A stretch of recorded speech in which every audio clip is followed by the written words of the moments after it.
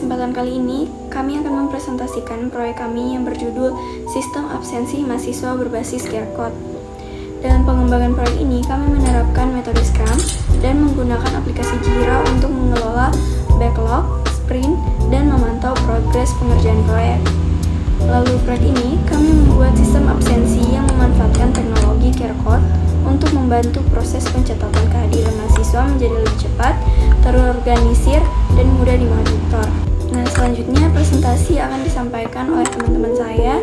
Nah, sebelum itu perkenalkan dulu anggota kelompok kami, yaitu saya sendiri, Istia Nurhalija dengan NIM F521-24012 sebagai moderator, dan teman-teman saya. Perkenalkan, nama saya Alia Nadira dengan NIM F521-24011. Saya Samuel Setiawan dengan NIM F521-005.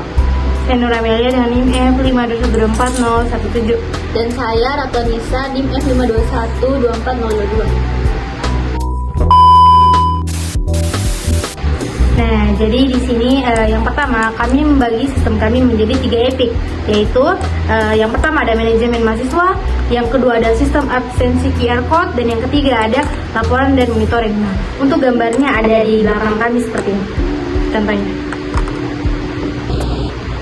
Nah, di sini kami membuat 15 user story menggunakan format sebagai peran saya ingin sebagai fitur dan agar itu sebagai manfaat.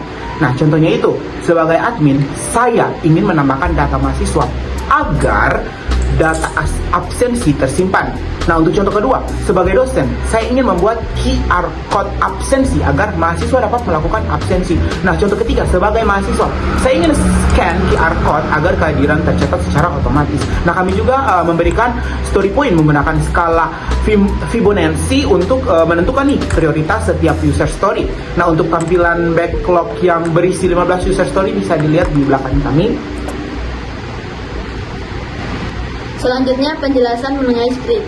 Kami membuat script pertama dengan durasi selama 2 minggu dan menentukan script goal untuk pengembangan fitur utama sistem.